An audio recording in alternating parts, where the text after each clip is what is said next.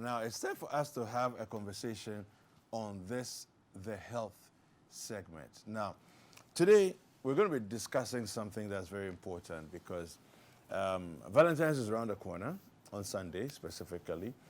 And STIs are usually the thing that you think about. You know, you don't want to come out of the Valentine's season having contracted anything bad, you know. But then now we're in COVID-19 season, and you know, there's a lot more to worry about than just STIs.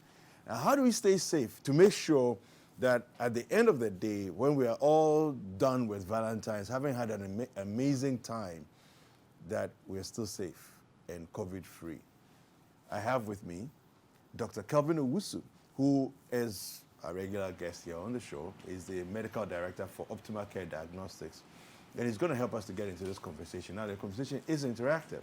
So kindly use the hashtag Breakfast Daily for us to hear what you're thinking. My handle is KweikuDavidGH, at KweikuDavidGH on Twitter. And we have a WhatsApp line as well, 0550-585832. If you happen to be outside Ghana, kindly prefix that number with +233. So, how to stay safe through the Valentines and beyond. Dr. Kelvin, good morning. Good morning. This topic. Yes, very important. I think it's a very necessary discussion that we need to have. It is. Yeah. It is. What comes to you first when you think about the whole experience of Valentine's, looking at where we find ourselves with COVID and everything else? Of course, our cases are going up, and you know, things are not looking as good as they did 6 months ago. Yeah. You know, so what's the general sense of where we are, what we should be doing? Well, I would say that this is going to be an interesting Valentine. I mean, but then again, this whole, you know, couple of years has been interesting. 2020 was interesting, and 2021. I don't know what to say. We were expecting 2021 to be, you know, much better than 2020, yeah, but it hasn't started as we expected. And so obviously we cannot expect to have our usual Valentine. This is going to be a Valentine with a twist, with a difference, you know. Maybe this is a chance to spice up your love in a different way, you know, than what usually is expected. Well, I mean, when I was thinking about this topic, I was just thinking about, you know, the fact that there's this catchphrase, particularly in the 90s and 2000s. You know, talking about use a condom. You know, keep a condom, or you make sure that you always condomize, right? Now, just thinking about it, I said, well, I mean, hey, this is latex, right? So, I mean, if you want to really stay safe, maybe you should put a condom on your head when you are going. But you probably choke out yourself. Eh? So, what are some of the things that? So in reality, though, I mean, what should we be doing, you know, if we really want to make sure that we don't come out of Valentine's with COVID? So this topic is also interesting for me because, I mean, if I speak as a health practitioner, yeah, then cancel Valentine. Okay. You know, because when you look at where the numbers are going and the fact that we are dealing with well, some mutations in the virus, and it's I mean, we don't even know how like the rate of spread. We don't know how many people are infected and not showing symptoms.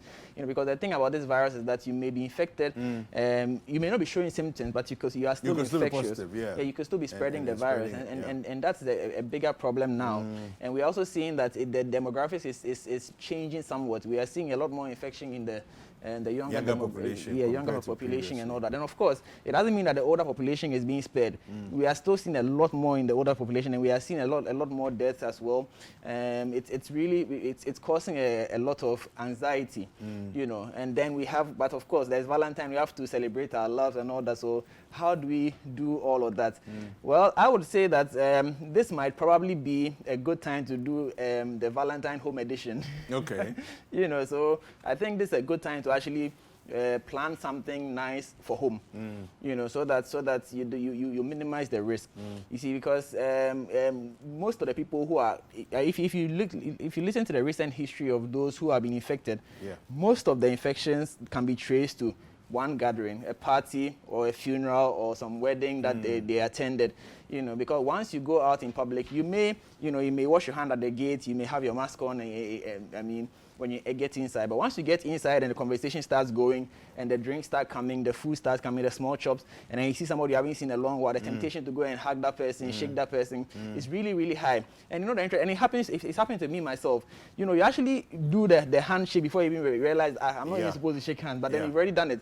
And then now you probably are not carrying any alcohol sanitizers on you. There's probably no time to go and what's it called? Go back to the entrance. Exactly. Wash your hand. And then you are probably in the middle of having some small chops. So before you can say Jack, you are infecting yourself. You see. And so I would highly recommend that you probably stay home and enjoy the Valentine. You know, and in that way you are probably minimizing the risk of this coronavirus outbreak and infecting yourself. And also, of course, the STI conversation, it cannot be overemphasized. No. Once you talk about STIs, then you are talking about unwanted pregnancies as well, because usually in times past, this was the time where we got a lot of unwanted pregnancies.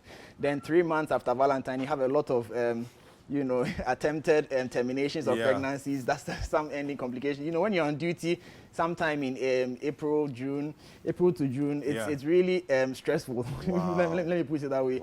Because a lot of young ladies would come in having tried to terminate a pregnancy and had complications, and then they come in and, you know, they are bleeding, and we actually record a couple of deaths every now and then. So it's really a big deal. So STIs, unwanted pregnancies, are all related to Valentine's Day. So we really have to, you know, keep that in check. But if you do want to go out, or if you feel a need to go out to celebrate your Valentine, I would recommend that if possible, you find an outdoor open air space. Location, yes, an open air location.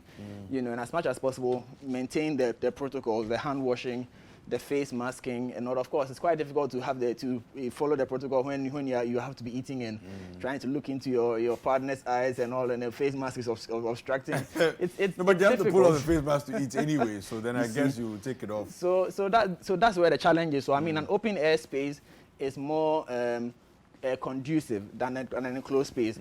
You know, especially if there are going to be a lot of people also at that venue, then it's best you have an open air thing. But if it's just a few people, then I guess you can accommodate what's it called, an enclosed space with air conditioning, even though you still have to maintain the face masking and the social distancing as well. But all in all, it's going to be an interesting Valentine. Okay, so when you say the home edition, I'm thinking about couples who, you know, have a home. To have a home edition. What about those who are just dating and they are not married and they don't live together? So now, if somebody is very self-conscious, is very hypochondriac, you know, you can't come to my house. Okay. If you are not coming to my house, this Valentine, yes, I know, I do love you, but not my house. I think that we need to consider all the different categories of people and look at what are the options and the possibilities. If you say outdoor venue, I'm thinking, well, there's quite a lot of nice beach spots these days. But they're supposed to be non-functional. So that's where the challenge is, you know, because how many places are actually open? True. How many places can you actually go? Well, now you are changing my profession from medical doctor to Dr. Love, but I'll take it in good faith. I like the Dr. Love. Let's do this. You see, this might not address the immediate challenge, but this is where, and we've had sessions where we spoke about the fact that we don't actually have open spaces where people can just go and hang out. You know, this would have been a good time for picnicky kind of setting. Yeah. You know, if there was a garden or some greenery where you could just go and, you know, lay your own carpet and then just sit there and have a meal, a candlelight meal in the evening. This would have been the perfect time, but unfortunately we don't have those infrastructure. So then, if you are dating and you are not at that point where you can visit each other yet, then it presents a real challenge. You know, maybe you may have to do a virtual Valentine, you know, or something. You know. Oh God, it's really that's why I've kept saying that this Valentine is going to be very, very interesting. You see, because and you see, the challenge for us as medics is that it is most likely going to be, or the case will be, that people are going to flout the protocols, because like I'm saying, there are no options, there are no other options really. And if I really want to celebrate my love, especially when it's young love, as they say it, and I can't live without it. I need to see you before I can sleep, that kind of thing. And it's Valentine. Of course, people are going to, like we do in secondary school, break bounds and go and do their things and come back. But the unfortunate thing is that by doing that, you put yourself at risk.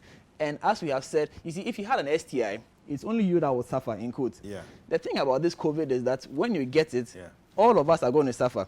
Because from the Uber you are going to take, which is going to have a driver in there who might pick the infection from you and also take it to his family. You would also bring it to your family, and then now the schools are in session, so you probably give it to your younger sibling who now take it to class and infect their classmates who now take it to their grandparents' house.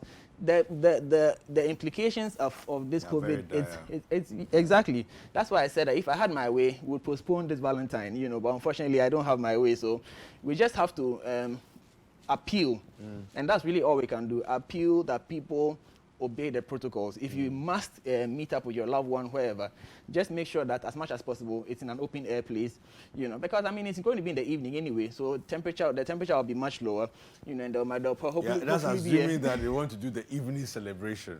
Because Valentine's Day is a Sunday, so I guess people can opt to use the daytime more effectively, so that they don't need to necessarily do a nighttime thing, which can pose more challenges. Exactly, and being a Sunday could also help reduce the numbers, because then you have the whole day to sort of do something. So some may do theirs in the morning, in the evening. Then the evening maybe the churches can also help by organizing the church, sort of outdoor church thing, so that those who can bring their of course, that presupposes that whatever you want to do is church accepted. So again, in summary, it's going to be an interesting Valentine. In view of this COVID-19, which is really affecting every aspect of our lives. From our love life to our daily commute, everything is being affected. So Valentine is no different. So the protocols, we cannot overemphasize this. The protocols need to be followed as much. You see, most people, and I said already that they are infected at parties. Who do you go to? Whose parties do you attend? Whose funeral do you attend? It's obviously people you know. So most people are infected by people they know. You go to work, you think these are my colleagues. Why can't I just talk to them freely? So you take off your mask. That's when you're actually going to get infected. You go to church. Why do I have to wear the mask when I'm sitting? I'm trying to praise God here. Then that's where you actually get infected. You meet up at a wedding. You high five, hug. You are getting infected. So you are more likely to be infected by somebody you know. I'm sure you have experienced this. You enter an office, and just before you enter the office, everybody's mask is off. Then when you enter, everybody now puts on their mask because they think that you are the outsider, you are the one bringing it. But no, it's actually those you are sharing that space with who are likely to infect you. Absolutely. So it's in the same way that your loved one or the person you are hanging out with could have the infection and would give it to you if you don't follow the protocol. And so it's important that we as much as possible maintain the social, the protocols that have been put in place to minimize the risk of spreading this coronavirus. Okay. So we said that STIs are not the only thing that you should be wary of, but we still should be wary of STIs. Of course. We need to, in fact, at this point, we need to be more wary about STIs. You see, because the thing about COVID is COVID causes more devastation if your immunity is already challenged. So whether it's malaria or it's an STI, your immunity is already challenged. And so once your immune system is challenged and the COVID comes in, the impact of the COVID is more severe. That's why we say that people with comorbidities are more at risk. So imagine you are dealing with an STI and you are dealing with COVID at the same time. That's overstretching of your immune system, and you may have a negative outcome, or you may end up with complications. So we will not only focus on STIs for the fact that it's STI, but for the fact that it could be the reason why you succumb to COVID. So if before now you were not afraid of STIs, this time you should be more wary about them, because you could have a negative outcome because of that. And so, of course, if you plan on doing anything, that's people in love tend to do, use protection. Such as? Well, speaking as a doctor, you see, now kissing will put you at risk of corona. Okay. So I was just going to give you all okay, you go ahead. Let's go on. I don't want to be the boring doctor. It's Valentine. So I was going to ask you about the kiss, the Valentine's kiss, right? Now, I do realize that it's morning TV, but, let's have a little fun here, okay? The Valentine's kiss. But is there a difference between a Valentine's No, kiss no, and no, the no, no. everyday Hold on. Because it's Valentine's Day. This is a special one, right? So let's look at the fact that I'm aware of COVID. You said you were negative, according to your last test. That was last week. I also tested 3 days ago. I'm negative. Does that mean that at the moment that we are kissing, on Valentine's Day, we are both negative? What's the likelihood? So you could have done the test today, as in when they took the sample, Yeah. and then you left the premises, you could have actually picked the infection as you were leaving the premises. Wow. So basically, by the time the result is ready, You're already positive. it's already old news. Yeah. And we've already seen that at our airports. People, everybody coming into Ghana actually has a negative test when they board the plane. But when they arrive at the facility, at the airport, and they are tested, they are positive. Yeah. You know, so is it that the original test was faulty or what? Yeah. You know, it's possible that when they left the testing facility, You were actually negative. yes, they were negative. They They were negative going in because that's when the sample was taken. But by the time they were coming out, or as they were going back home or back to work or whatever, they may have picked up the infection. So that by the time they arrived in Ghana, they are now positive. It's likely. It's also possible that they had the infection already, but at the time the testing, when the first test was done, it was still the levels were not detectable. You know, it builds up. The viruses replicate, so it builds up, and the test will pick up at some point. Yeah. So it's possible that at the point the test was done, it was not detectable. Yeah. Then after the test is done, you say that the viral load wasn't enough. Exactly. So, but now the viral load is enough, so it can be detected. So the fact that your test says you are negative does not mean that you are negative at this material time. Hey, but it means that you were negative at that time when the test was done. Doctor, also, this is very problematic. It is. Because it means that you could very well be kissing a COVID-filled mouth. Very, in fact, very possible. Very possible. You know, Wow. and what makes it even more, should I say, scary or upsetting is that because you are in love and the hormones have taken over, you will actually not be bothered. So you actually go ahead and do whatever you wanted to do. Yeah. And then now you actually become positive, but you're not aware because you're not showing symptoms. And then you keep moving around and you're in the office, and everybody has taken off their masks because these are my colleagues. So imagine you went to do your chilling, Valentine chilling, and had your Valentine kiss, among other things, and now we are all paying for it. You see? So again, as a medic, if I had my way, You're really trying to cancel this Valentine. Oh yes. I mean, but COVID has postponed everything, so why not Valentine? Why not Valentine? But of course, it's not possible. So again, we have to try as much as possible, you know. And then of course, and as the president has already said, we need to. This is the time to be boosting our immunity and be living healthier. You see, because viruses and COVID is a virus. Coronavirus is a virus. COVID is a disease. So, so you need to have your immune system top notch. Yeah. And so you need to do things that help boost the immune system. I mean, honestly, without intending to spoil anybody's business, this is not really the time to be indulging in all the fast foods and fatty foods and sweets and all those things, because all those things have been proven to sort of have put negative dampener. Yes, limits the immune system. So this is the time to be doing a lot more fruits and vegetables, because they have minerals and vitamins, micronutrients that help the immune system to function much better. This is the time to be eating a balanced diet. Exactly. You know, this is the time to be exercising, because exercising actually helps boost the immune system. So jogging especially is very, very good form of exercise. Okay. You know, this is the time to be making sure that you are having adequate sleep, because lack of sleep actually also affects it. Depresses so basically, try as much as possible to make sure that you are living a healthy life, to give you a fighting chance, for in a manner of speaking, so that should you come in contact with the COVID, your immune system is ready to fight. Fantastic. Thank you very much, Dr. Kelvin. We will try not to postpone Valentine's and still stay safe. How can people reach you, Dr. Kelvin? Well, I'm active on social media, Kelvin Owusu MD, on Facebook, Instagram, and Twitter. All right. Okay. So we've been speaking to Dr. Kelvin Owusu, who is the director of the Optimal Care Diagnostics. And as he said, you can reach him on Twitter, Facebook, and Instagram.